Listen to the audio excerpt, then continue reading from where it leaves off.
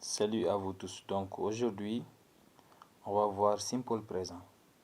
Présent simple. Donc la formation pour la conjugaison, on prend le sujet. D'abord, vous prenez le verbe. Puisque le verbe en anglais à l'infinitif est accompagné par tout. Vous enlevez, vous supprimez le tout. Là. Et vous prenez le base verb, c'est-à-dire base form.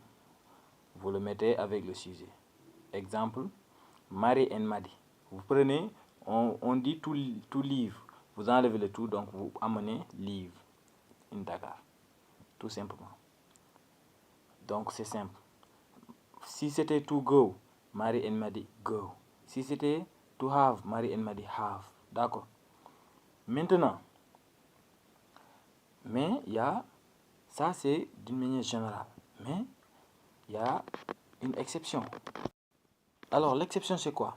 À la troisième personne du singulier, là-bas, vous prenez le verbe, vous mettez. Mais lui, il dit quoi? La troisième personne, elle dit, il faut ajouter un S, tout simplement. Par exemple, to eat.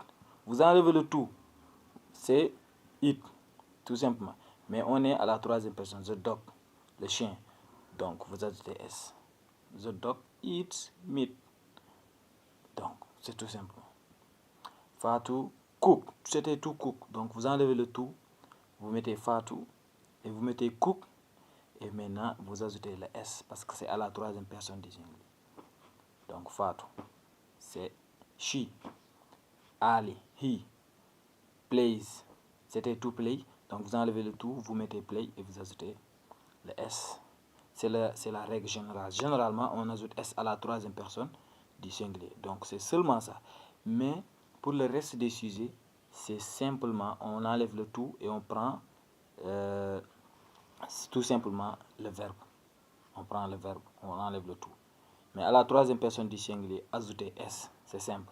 Alors, pour le cas d'ajouter de S là, il y a d'autres verbes qui vont dire non, au lieu d'ajouter S pour nous, on va ajouter ES. Donc, ce sont les verbes qui se terminent par O, CH, SH, SS, S d'une manière générale, X ou Z. Par exemple, finish, to finish. Donc, au lieu d'ajouter S, il dit quoi? On ajoute ES, finishes. To miss someone.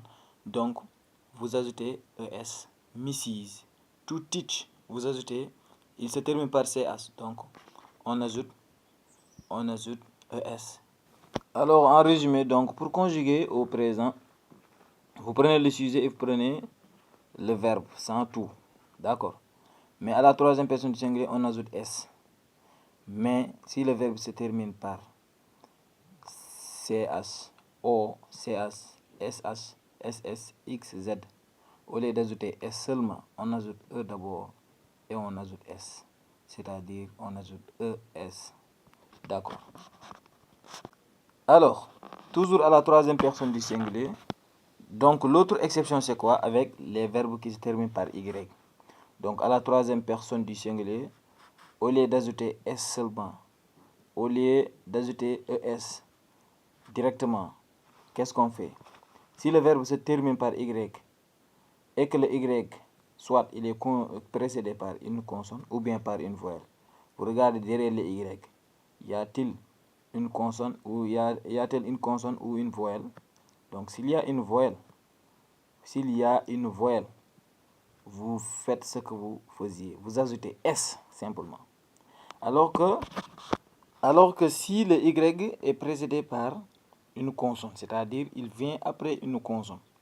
Et c'est là où il faut jouer le jeu, les gars. Donc, qu'est-ce qu'ils vont faire? Qu'est-ce qu'il faut faire?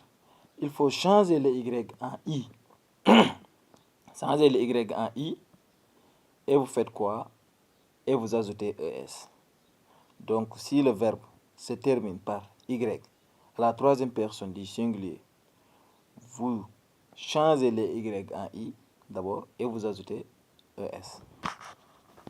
Alors, les exemples, to fly.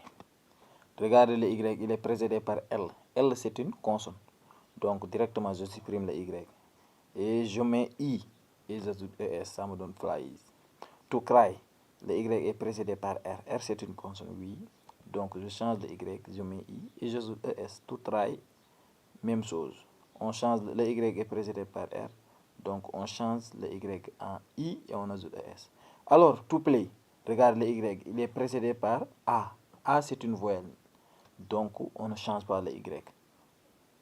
On ajoute directement S. Donc, on ne va pas dire plays. Non, on n'ajoute pas le I, ES. Non, mais on ajoute S directement.